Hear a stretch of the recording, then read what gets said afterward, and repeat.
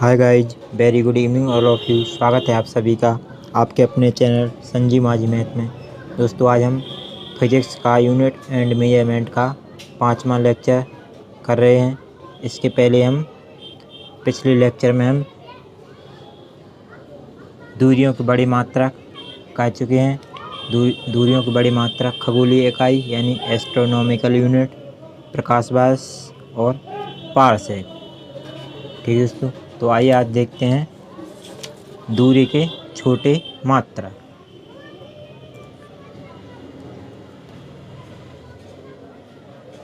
दूरी के छोटे मात्रक जैसे कि फर्मी यानी 10⁻⁻15 मीटर।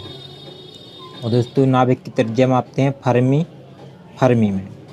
ठीक, नाभिक की त्रिज्या फर्मी में और 1 फर्मी कितना होता है? 10⁻15 मीटर। दोस्तों, इसको याद कैसे रखना है? यहाँ F4 फर्मी और F4 15। F4 फर्मी और F4 क्या होता है? 15 मीन्स 15, तो 10⁻15। ठीक है दोस्तों, नाभिक की त्रिज्या फर्मी में मापते हैं और 1 फर्मी होता है 10⁻15 मीटर। ठीक है दोस्तों, याद रखना 10⁻15 मीटर। F4 फर्मी और F4 15, तो 10⁻15 मीटर। ठीक है, आगे देखिए। इस प्रकार एंगस्ट्रॉम, इसका सिंबल होता है A, और 1 एंगस्ट्रॉम होता है दोस्तों 10⁻10 मीटर। 10⁻10 मीटर।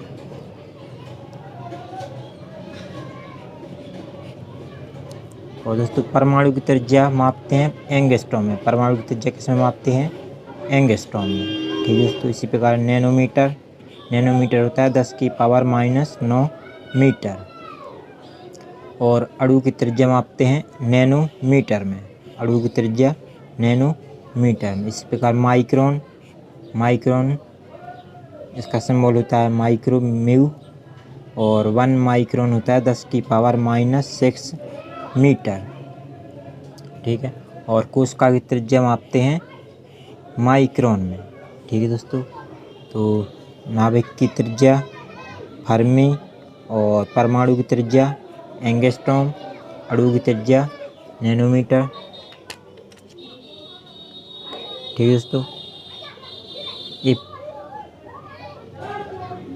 दोस्तों, यहाँ देखना 10 की पावर में जितनी बड़ी संख्या है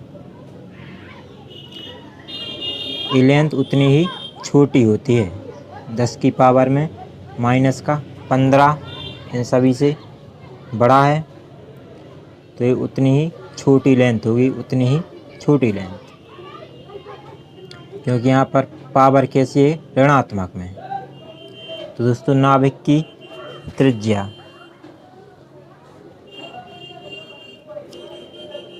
ये कोई अणु है,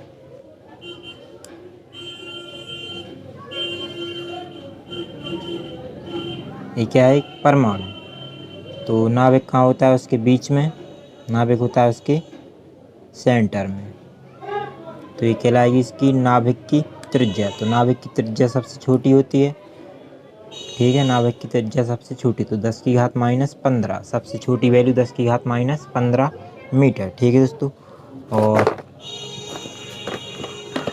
और ये है कि परमाणु की त्रिज्या कहाँ से होगी? यहाँ से लेकर यहाँ तक, यानी कि नाभिक से बड़ी होगी तो 10⁻10 मीटर। ठीक है दोस्तों, नाभिक से बड़ी परमाणु की त्रिज्या, और परमाणु से बड़ी होती है अणु की त्रिज्या।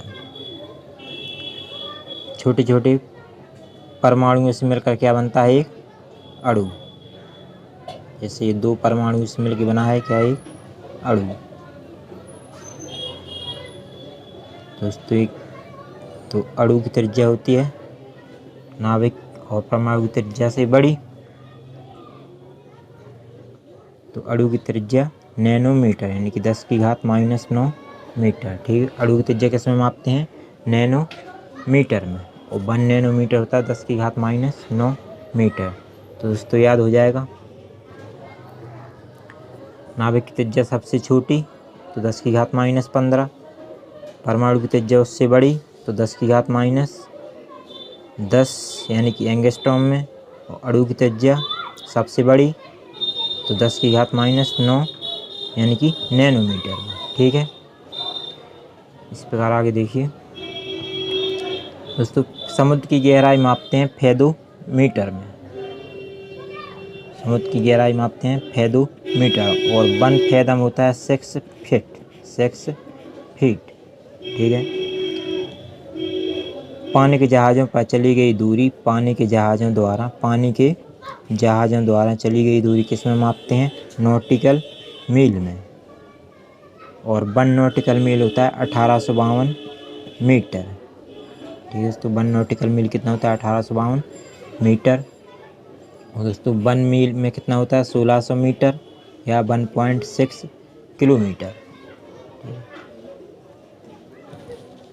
द्रव्यमान का सबसे बड़ा मात्रक, द्रव्यमान यानी मास। तो मास का सबसे बड़ा मात्रक होता है 1 चंद्रशेखर यूनिट। द्रव्यमान का सबसे बड़ा मात्रक क्या होता है? चंद्रशेखर यूनिट। और 1 चंद्रशेखर यूनिट होता है 1.44 गुणे सूर्य का द्रव्यमान।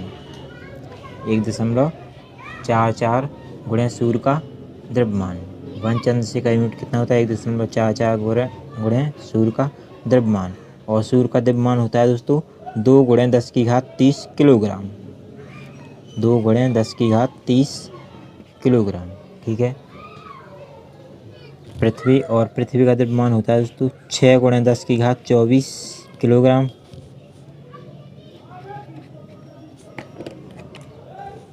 दोस्तों सूर्य पृथ्वी से बड़ा होता है, सूर्य है पृथ्वी से काफ़ी बड़ा तो 10 की घात 30।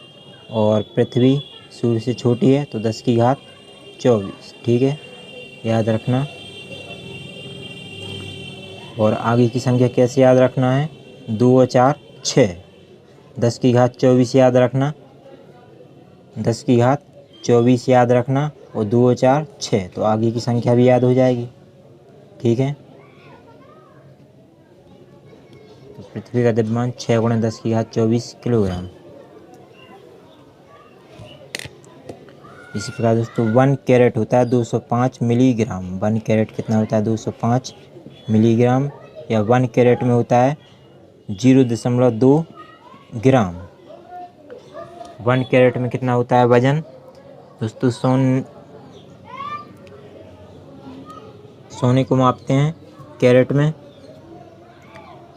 हीरे की शुद्धता भी किस में मापते हैं? कैरेट में। तो 1 कैरेट कितना होता है? 0.2 ग्राम। ठीक है दोस्तों, ये क्या है उसका भार?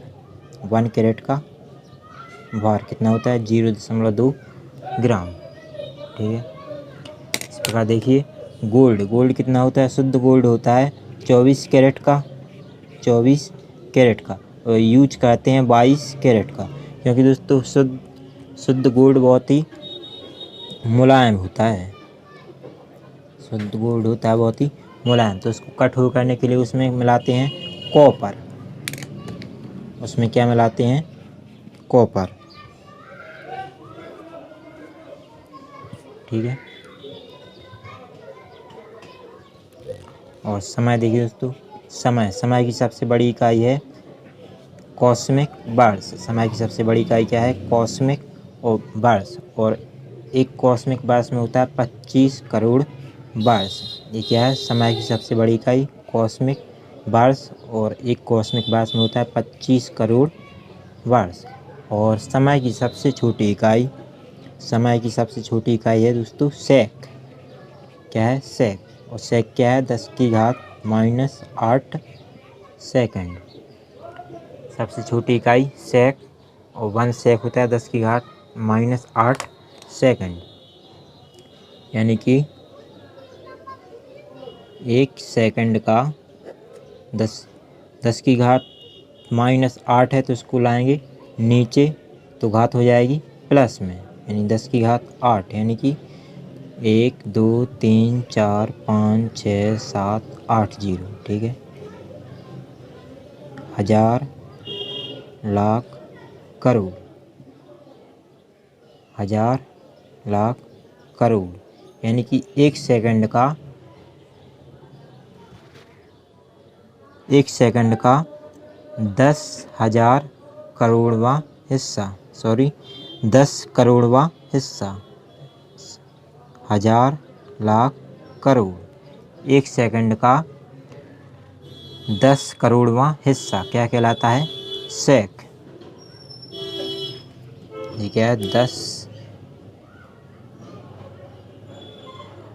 करोड़। तो 1 सेकंड का 10 करोड़वां हिस्सा क्या कहलाता है? सेक। ठीक है दोस्तों, तो सबसे बड़ी इकाई कॉस्मिक बार्स और सबसे छोटी इकाई सेक। नेक्स्ट आगे देखिए, इस प्रकार आगे देखिए दोस्तों, मात्रक।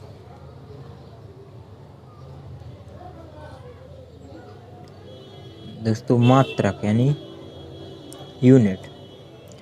ल्यूमेन किसका मात्रक है? ल्यूमेन है दोस्तों ज्योति फ्लक्स का मात्रक। ज्योति फ्लक्स को किस में मापते हैं? ल्यूमेन में। और चुंबकीय फ्लक्स को मापते हैं वेबर में। ठीक है, और चुंबकीय क्षेत्र की तीव्रता मापते हैं टेस्ला में। ठीक है, चुंबकीय क्षेत्र की तीव्रता यानी कि एक एरिया में चुंबक की कितनी तीव्रता है उसको किस में मापेंगे? टेस्ला में। जैसे दोस्तों भार को मापते हैं, भार को किस में मापते हैं? किलोग्राम में। इसी प्रकार चुंबकीय क्षेत्र की तीव्रता को किस में मापेंगे? टेस्ला में। ठीक है, धारिता को मापते हैं दोस्तों फैराड में।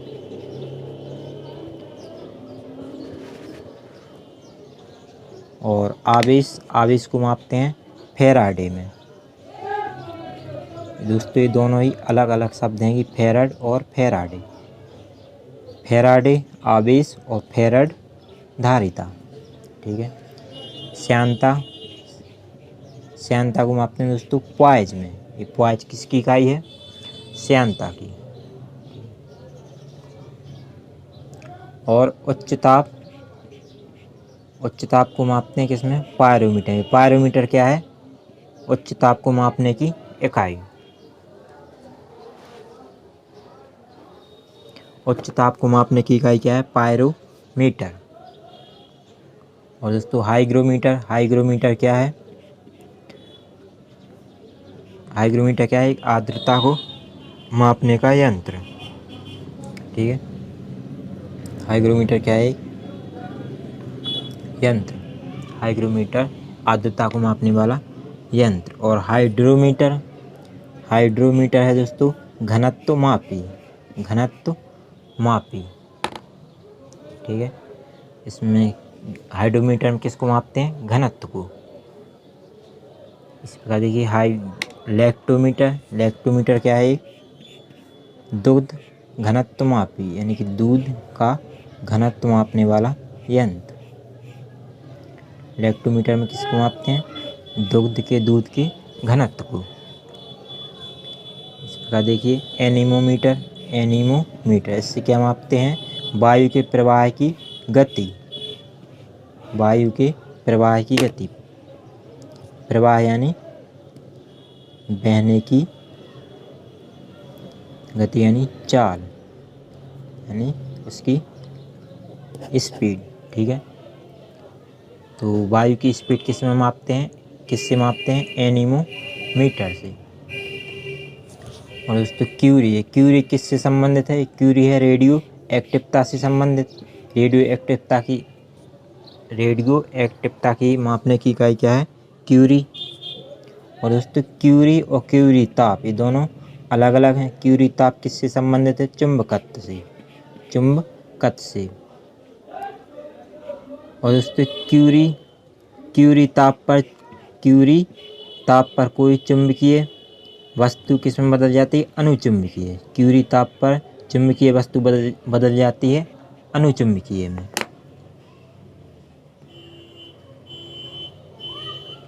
और कोबाल्ट का क्यूरी ताप होता है 1388 केल्विन, यानी कि 1388 केल्विन के बाद कोबाल्ट बदल जाएगा अनुचुंबकीय। कोबाल्ट कैसा हो जाएगा? अनुचुंबकीय। Fe यानी कि आयरन CO कोबाल्ट, और Fe क्या है? आयरन यानी लोहा। तो लोहे की यानी कि आयरन का क्यूरी ताप है दोस्तों 1043 केल्विन। ठीक है, आयरन का क्यूरी ताप कितना है? 1043 केल्विन। और Ni निकल का क्यूरी ताप है 627 केल्विन।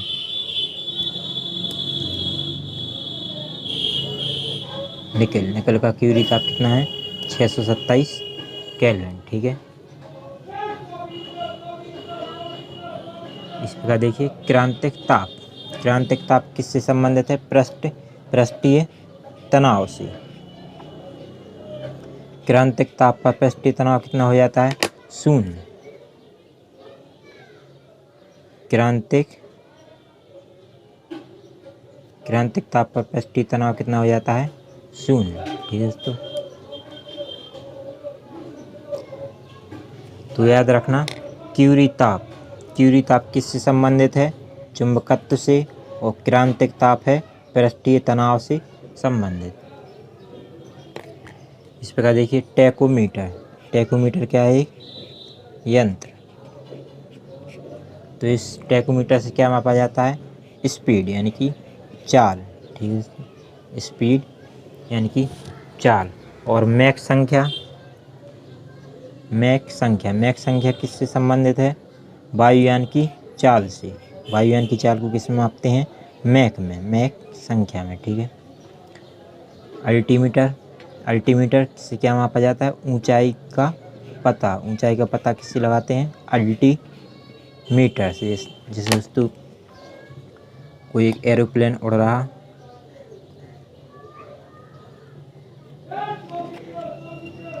तो वह जमीन से कितनी ऊंचाई पर है? जमीन से कितनी ऊंचाई पर है, इसका पता किससे लगाएंगे? अल्टीमीटर से। ठीक है, अल्टीमीटर से क्या मापा जाता है? ऊंचाई। ठीक है, इस प्रकार देखिए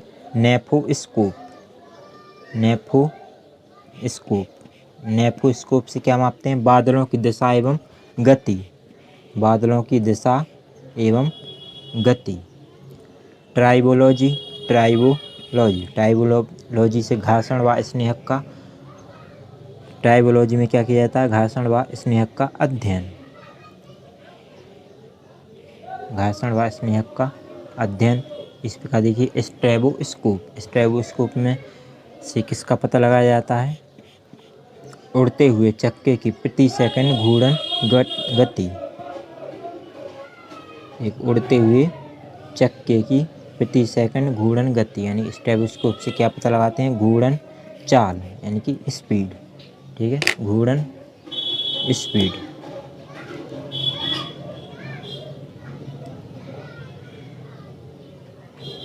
ठीक है दोस्तों, तो आज की क्लास यहीं तक रखते हैं। और क्लास कैसी लगी हमें कमेंट में ज़रूर बताना। और दोस्तों कमेंट ज़रूर करना, आप ही के कमेंट से हम लोग मोटिवेट होते हैं। और क्या करना है? चैनल को सब्सक्राइब